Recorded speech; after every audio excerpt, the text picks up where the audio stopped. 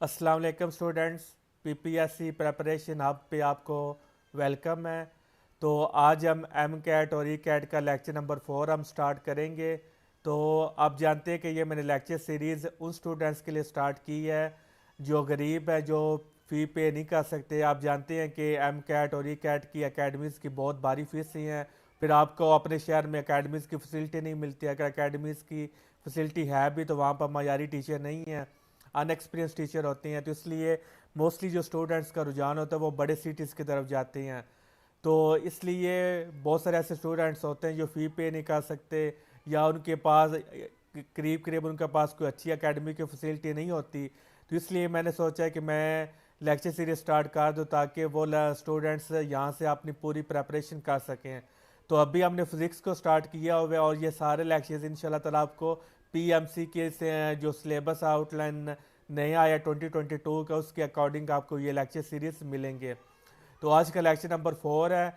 इसके अलावा बताता चलूँ कि ये जो मेरे लेक्चर्स हैं ये पीपीएससी लेक्चरर फिज़िक्स के लिए जो तैयारी कर रहे हैं या एजुकेटर्स फिज़िक्स के लिए तैयारी कर रही हैं, तो ये लेक्चर्स उनके लिए भी बेनिफिशियल हैं। तो चलिए अपना लेक्चर स्टार्ट करते हैं।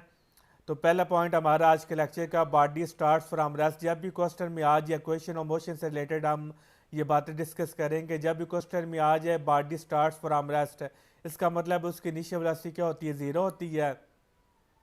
And moves with constant acceleration, वो तो आप जानते हैं कि क्वेश्चन ऑफ मोशन जो होती है वो कांस्टेंट एक्सेलेरेशन के लिए ही एप्लीकेबल है।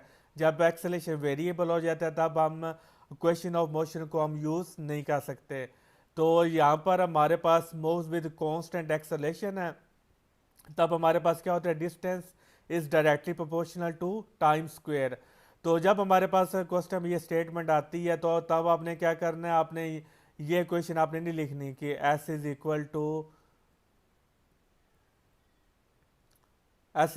To V I T plus half A T square. तो ये जो क्वेश्चन है ये आपने पूरे पेपर में, क्योंकि टाइम की काफ़ी शॉर्टेज होती है, तो आप अगर टिक्स को अगर फॉलो करेंगे तो आप जल्दी पेपर को सॉल्व कर सकते हैं। क्योंकि हमारे पास स्टार्ट फ्रॉम रेस्ट है, इसका मतलब है कि वी आई टी ये वाले जो टर्म है ये इज़ इक्वल टू ज़ीरो हो जाएगी। तो इसलिए ये आपको लिखने की कैलकुलेशन में ज़रूरत ही नहीं है। तो डायरेक्ट आप क्या करेंगे, एस अगर आपने डिस्टेंस मालूम करना है तो फिर हमारे पास फार्मूला क्या बन जाएगा, हाफ ए टी स्क्वेयर, कि जो एक्सेलेरेशन होगा उसको मल्टीप्लाई कर देंगे टी स्क्वेयर के साथ और टू के साथ डिवाइड कर दें तो हमारे पास डिस्टेंस आ जाएगा। अगर आपने टाइम मालूम करना है तो फिर आप क्या करेंगे, टू को डिस्टेंस से मल्टीप्लाई करेंगे, एक्सेलेरेशन से डिवाइड करेंगे और फिर उसका स्क्वायर रूट ले लेंगे, तो डायरेक्ट फिर आपको आंसर मिल जाएगा। नेक्स्ट पॉइंट हमारे पास, a body moves then comes to rest है, कि बॉडी मूव कर रही है फिर रेस्ट पे आती है। इसका मतलब है कि हमारे पास यहाँ पर इनिशियल वेलोसिटी वो ज़ीरो नहीं है बल्कि फाइनल वेलोसिटी हमारे पास ज़ीरो है। तो फॉर एग्जांपल ब्रेक सप्लाइड, जब ब्रेक सप्लाइड होती है फिर स्लो डाउन हो जाती है। तो यहाँ पर हमारे पास क्या केस है, if V I V F T is given, तो हमारे पास अगर तीनों क्वांटिटीज़ गिवन है तो यहाँ पर वो बात कर रहा है कि अभी फाइनल वेलोसिटी ज़ीरो। दो केस हैं कि एक final velocity comes to rest, जब final velocity come to rest वो ज़ीरो हो जाएगी, तब हमारे पास ये केस होगा A is equal to V F minus V I is divided by T. तो ये हमारी फर्स्ट इक्वेशन ऑफ मोशन है। If V I V F and A हमारे पास रिटार्डेशन है इज़ गिवन, तब हमारे पास टाइम का फार्मूला क्या होगा, V F minus V I divided by A. तो ये question of first equation of motion को आपने इसको यहाँ पर आपने यूज़ करना है। Next point, a body is moving at dash metre per second square rate with some velocity V I metre per second for T second, then distance covered is. तो ये जस्ट आपने स्टेटमेंट है, तो ये हमारे पास इसका आंसर है S is equal to V I T plus half A T square.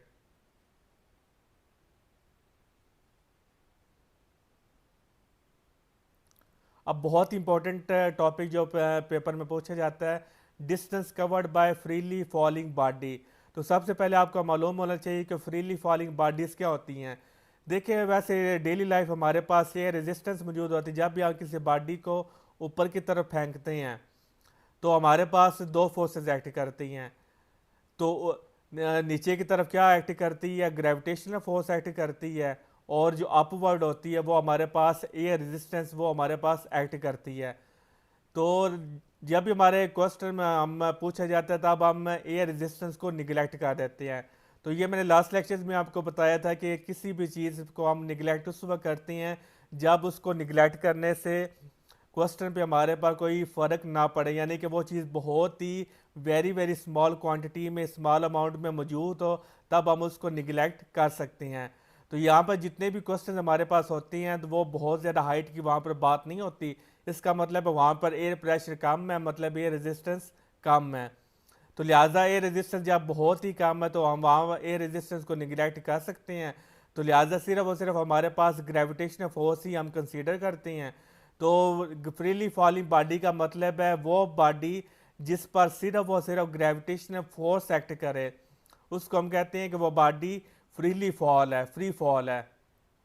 Simple word में क्या है कि फ्रीली फॉलिंग बॉडी का मतलब क्या है कि ऐसी बॉडी जिस पर सिर्फ और सिर्फ ग्रेविटेशनल फोर्स एक्ट करे, उसको हम कहते हैं फ्रीली फॉलिंग बॉडी या फ्री फॉल। ठीक हो गया। तो यानी कि इस सारे केस में जो हम बातें करेंगे यहाँ पर हमने एयर रेजिस्टेंस को निगलेक्ट किया हुआ है।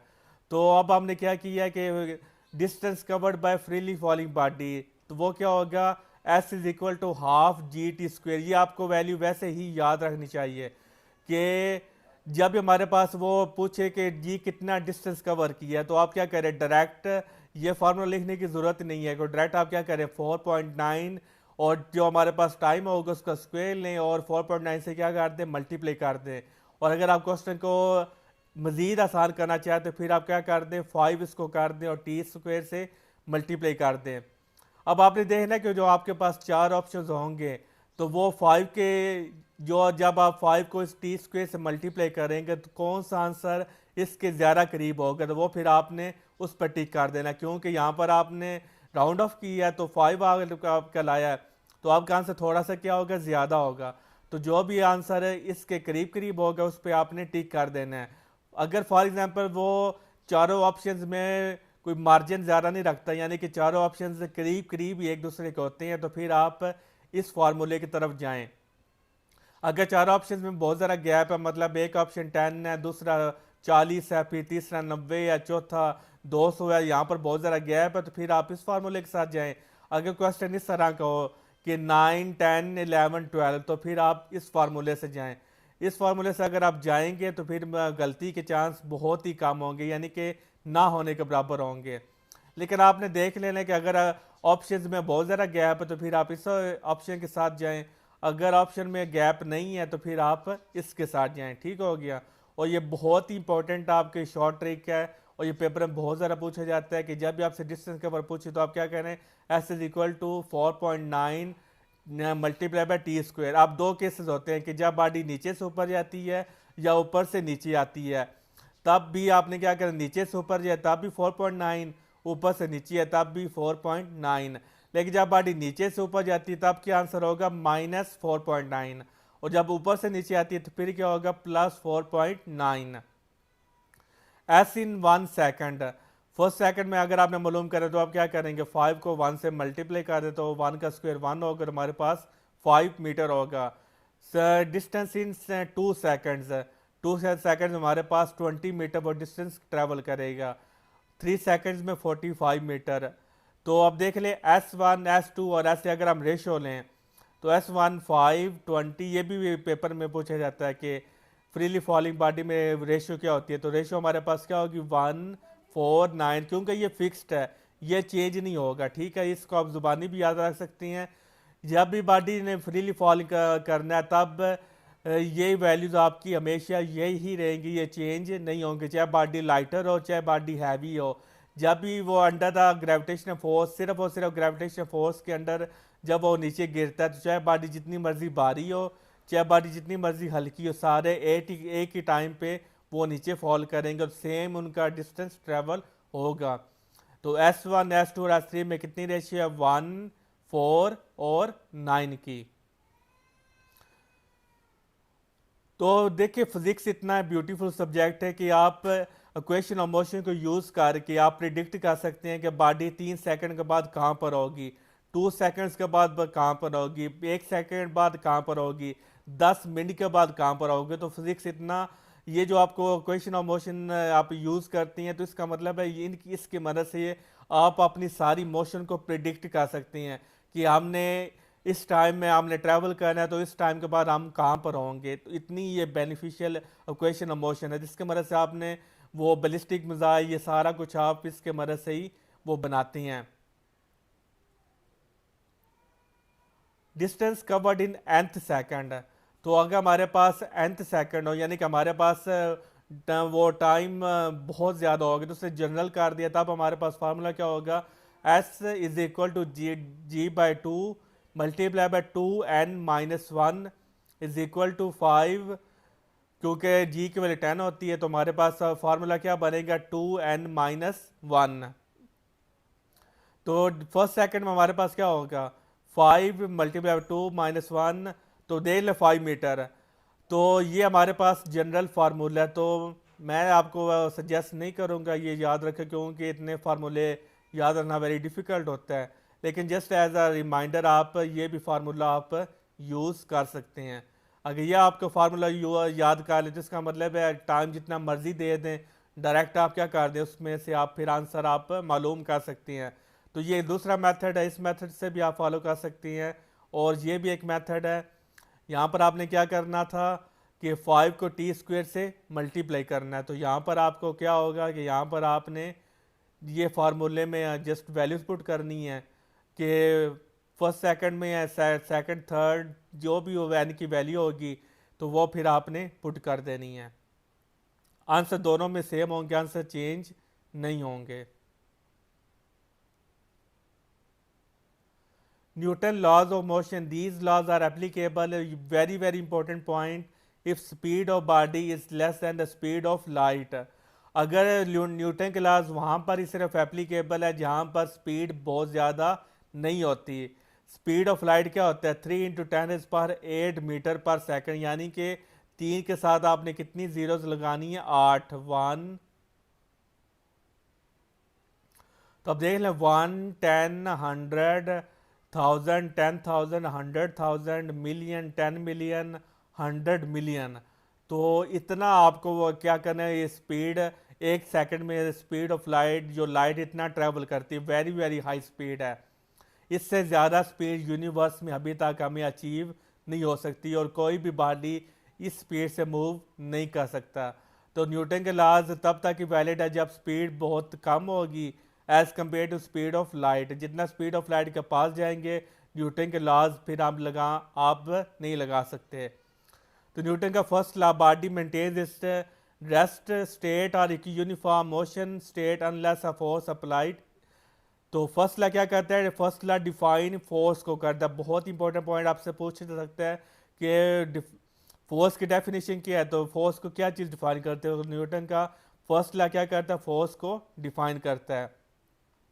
फिर क्या करता है, define qualitative nature of force, inertia frame को डिफाइन करता है। और नॉन इनर्शिया फ्रेम को ये न्यूटन का लॉ यहाँ पर वैलिड नहीं है, क्योंकि नॉन इनर्शिया फ्रेम में क्या होता है, एक्सेलेरेशन प्रोड्यूस होता है, तो एक्सेलेरेशन चेंज होता है, सॉरी। तो जब एक्सेलेरेशन चेंज होता है, अब हम न्यूटन के लॉज को नहीं हम यूज़ कर सकते। न्यूटन के लॉज सिर्फ और सिर्फ यूनिफॉर्म एक्सेलेरेशन के लिए एप्लीकेबल हैं। तो अब देख लें, न्यूटन के फर्स्ट लॉ को इतनी ये बातें बता रहा है कि इसको लॉ ऑफ इनर्शिया भी कहते हैं। ये नॉन इनर्शिया फ्रेम में एप्लीकेबल नहीं है, ये इनर्शिया फ्रेम में एप्लीकेबल है। ये क्वालिटेटिव नेचर ऑफ फोर्स को डिफाइन करता है, और ये फोर्स को डिफाइन करता है। इनर्शिया क्या होता है, property which maintain state of rest और स्टेट ऑफ यूनिफॉर्म मोशन। तो ये नेचुरली आ रही है, जो भी बॉडी होगी उसके अंदर ये प्रॉपर्टी मौजूद होगी। Mass is a quantitative measure of inertia. Resistance to movement is called inertia. तो mass is directly proportional to inertia. जितना mass ज़्यादा होगा उतना inertia ज़्यादा होगा। यही वजह है कि एक भारी जो ऑब्जेक्ट है उसको आप मूव नहीं कर सकते, क्योंकि इसके पास अपनी आपको इनर्शिया इसका क्या कहता है कि ये रेस्ट में पड़ी हुई है, तो इसका इनर्शिया बोलेगा तुम रेस्ट में रहो। चूंकि इसका मैथ ज़्यादा, लिहाजा इसके पास इनर्शिया ज़्यादा, लिहाजा इसके पास पावर ज़्यादा, फोर्स ज़्यादा, ये कहेगा कि मैंने मूव नहीं करना। तो इसलिए इसकी फोर्स को ओवरकम करने के लिए फिर आपको बहुत ज़्यादा फोर्स लगानी पड़ेगी, तब ये जाकर मूव करेगा। अगर एक लाइटर ऑब्जेक्ट है तो उसके पास मैस कम है, तो मैस कम का मतलब है इसका इनर्शिया कम है, तो इनर्शिया कम है मतलब इसके पास फोर्स कम है, अपोजिंग फोर्स कम है, तो फिर आप इसके फोर्स को जल्दी आप ओवरकम कर सकते हैं।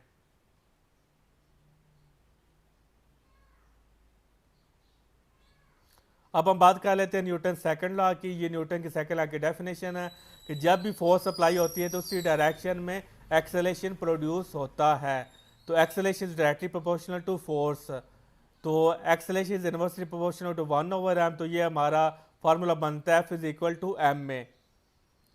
तो न्यूटन का सेकंड लॉ क्या करता है, फोर्स को मेजर करता है। फर्स्ट लॉ क्या करता है, फोर्स को डिफाइन करता है, हमें बताता है फोर्स है क्या। सेकंड लॉ हमें बताता है कि फोर्स कितनी लगती है। तो second law measures quantitative nature of force. तो पहला हमें क्या बताता है, फोर्स है, दूसरा बताता है कितनी फोर्स है। फिर हमें एक्सेलेरेशन को मेजर करता है और लॉ ऑफ एक्सेलेरेशन को। तो न्यूटन का third law, action and reaction are equal in magnitude but opposite in direction. तो थर्ड लॉ क्या करता है, एक्सप्लेन फोर्स इन पेयर। पहला लॉ एक्सप्लेन करता है कि फोर्स मौजूद है, फोर्स है क्या। दूसरा लॉ बताता है कि फोर्स मालूम कितनी फोर्स है, कितनी फोर्स प्रोड्यूस होती है, वो हमें बताता है। थर्ड लॉ हमें बताता है कि फोर्स हमेशा पेयर में एग्जिस्ट करती हैं, फोर्स सिंगल नहीं होती, हर फोर्स का पेयर मौजूद होता है। तो थर्ड लॉ को यूज़ करके आप स्विम कर सकते हैं और रॉकेट को स्पेस में आप भेज सकते हैं।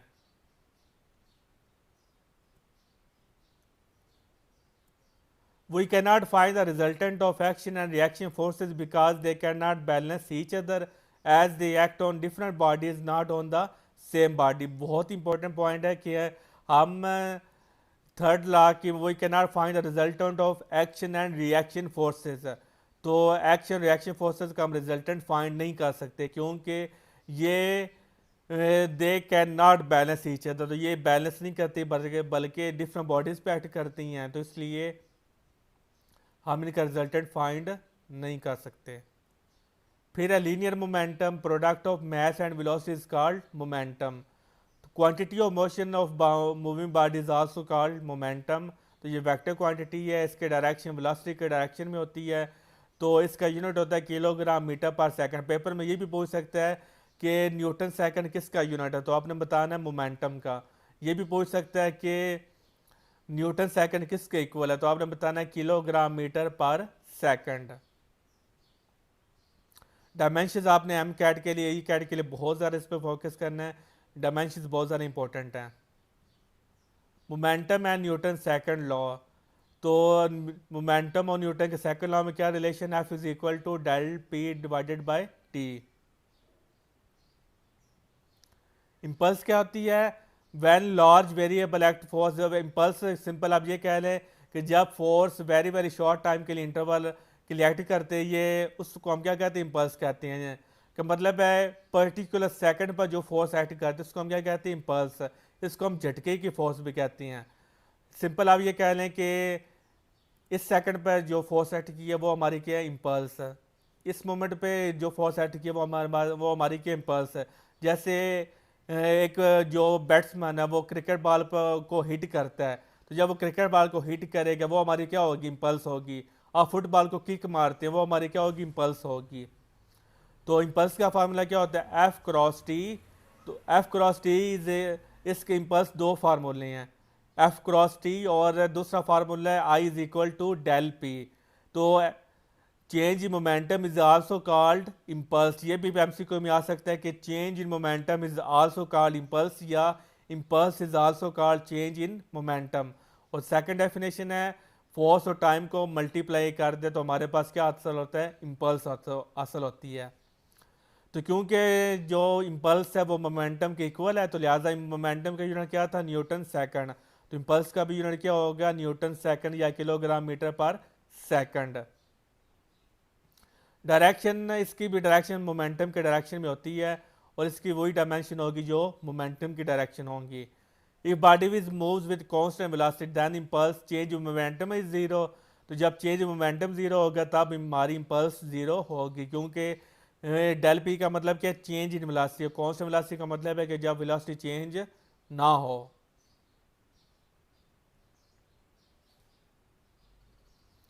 Law of conservation of momentum, तो ये कहता है कि किसी भी सिस्टम का मोमेंटम हमेशा कांस्टेंट रहता है जब तक उस पर एक्सटर्नल फोर्स एक्ट ना करे। तो एम वी का जो प्रोडक्ट है वो हमेशा क्या रहेगा, कांस्टेंट रहेगा। आइसोलेटेड सिस्टम क्या होता है, जिस पर कोई एक्सटर्नल फोर्स एक्ट ना करे। इलास्टिक कोलिशन क्या होती है, जिसमें काइनेटिक एनर्जी कंजर्व रहती है, इलास्टिक में काइनेटिक एनर्जी कंजर्व नहीं रहती। All collisions momentum and total energy is conserved, चाहे कोलिजन इलास्टिक हो चाहे इन इलास्टिक हो, मोमेंटम और टोटल एनर्जी हमेशा कंजर्व रहेंगे, क्योंकि मोमेंटम का भी क्या है, law of conservation of momentum. तो क्योंकि ये लॉ है और लॉ हर जगह वैलिड होती हैं, तो लिहाजा ये इलास्टिक में भी कंजर्व होंगी और इन इलास्टिक में भी कंजर्व होंगे। Law of conservation of energy, क्योंकि ये भी लॉ है तो लिहाजा ये दोनों में भी कंजर्व होगा। काइनेटिक एनर्जी ये कोई लॉ नहीं है, तो लिहाजा ये सिर्फ और सिर्फ इलास्टिक वो कोलिजन में कंजर्व होगा।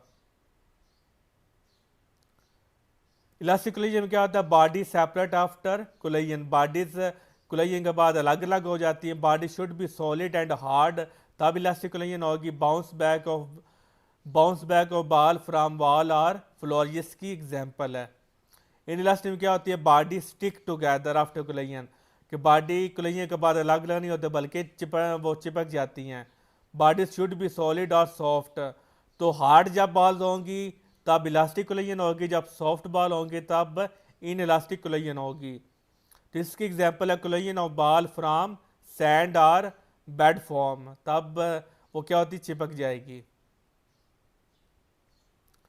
क्योंकि देखें यहाँ पर चिपकती है इसलिए काइनेटिक एनर्जी वो लॉस हो जाती है, क्योंकि जितनी इनिशियल काइनेटिक एनर्जी होती है उतनी फाइनल काइनेटिक एनर्जी नहीं होती, क्योंकि कुछ काइनेटिक एनर्जी हीट में जब ये चिपकेंगे तो उसमें वो उसकी शेप भी चेंज हो जाएगी, तो कुछ एनर्जी उसमें लॉस हो गई। तो फिर कुछ एनर्जी क्या होती है, वो आवाज़ भी आएगी, कुछ एनर्जी उसमें भी लॉस हो सकती है। तो यानी कि फिर वो इसमें कुछ एनर्जी लॉस हो जाता है, लेकिन पूरे जो सिस्टम की एनर्जी है वो कंजर्व रहती है, जैसे law of conservation of energy. लेकिन फॉर एग्जांपल 10 पहले कुलियन से पहले थी एनर्जी 10 न्यूटन, ठीक हो गया। कुलियन के बाद हमें आंसर मिलता है 8 न्यूटन, ठीक है। तो आप ये नहीं बोलेंगे कि जी एनर्जी कंजर्व नहीं है, कि पहले 10 न्यूटन थी अब 8 न्यूटन, तो यानी कि एनर्जी कंजर्वेशन यहाँ पे अप्लाई नहीं होगा। नहीं, एनर्जी कंजर्वेशन यहाँ पर भी अप्लाई है। गो के पहले 10 थी और अब हमें 8 मिल रही है, लेकिन जो 2 है वो भी वो एनर्जी किस में हो जाती है, कन्वर्ट हो जाती है। हीट में कन्वर्ट हो जाती है, लाइट में कन्वर्ट हो जाती है, साउंड में कन्वर्ट हो जाती है। तो वो 2 जो न्यूटन है वो कहीं किसी और चीज़ में लॉस हो जाता है। तो देख ले टोटल जो इसका आंसर होगा वो भी क्या होगा, 10 होगा। तो लिहाजा इनिशियल और फाइनल का रिजल्ट क्या होगा, सेम होगा। It means law of conservation energy is applicable. तो जब भी आ जाए कंजर्वेशन का मतलब, उसका मतलब क्या, इनिशियल आंसर और फाइनल आंसर हमेशा इक्वल होगा। अगर इनिशियल आंसर 0 है तो फाइनल आंसर भी क्या होगा, 0 होगा।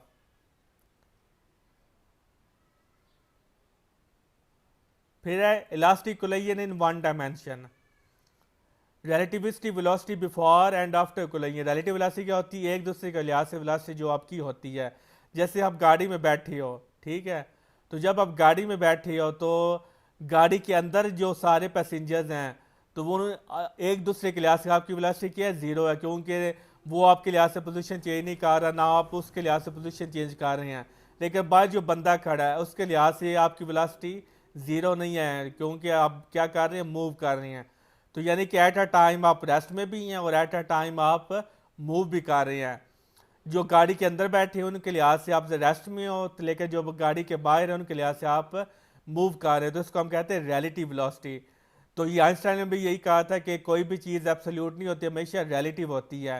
तो ये जब आइंस्टाइन के टॉपिक में हम आएंगे तब हम इसको मज़ीद डिटेल में जाएंगे कि रिलेटिव वेलोसिटी क्या होती है। सिंपल आप ये वो कर लें कि हमेशा वेलोसिटी क्या होती है, रिलेटिव ही होती है। सेम मैग्नीट्यूड और अपोजिट डायरेक्शन। कंडीशन क्या है, condition must be one dimensional, collision must be elastic.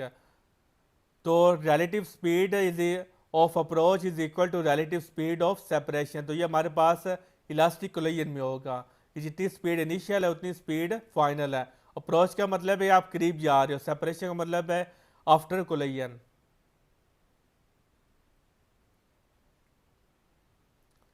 Special case, two bodies हमारे पास m1 और m2 बिफोर कोलिजन, m1 की वेलोसिटी v1 और m2 की वेलोसिटी v2 है।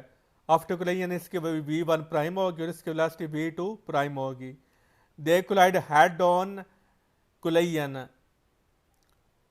अब इसमें दो कंडीशन है, एक हेड ऑन कोलिजन है और दूसरी इलास्टिक है। हेड ऑन का मतलब क्या होता है कि अगर ये हमारे पास एक बॉडी है और ये हमारे पास एक बॉडी है, अगर दोनों एग्जैक्ट एक दूसरे के सेंटर पे आकर लगे, ठीक है, तो उसको हम कहते हैं head on collision.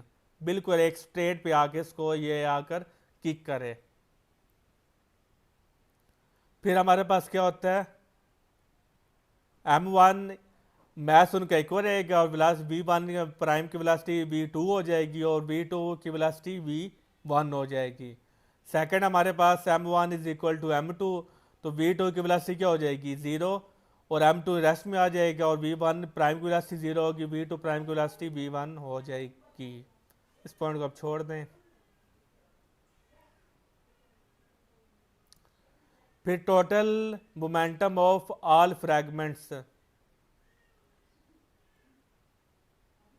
Momentum of explosive force, जो ये पटाखे बॉम्ब वगैरह होते हैं, तो यहाँ पर मोमेंटम क्या होगा, व्हेन अ बॉम्ब और shell explodes then its fragments are places fly off in different directions.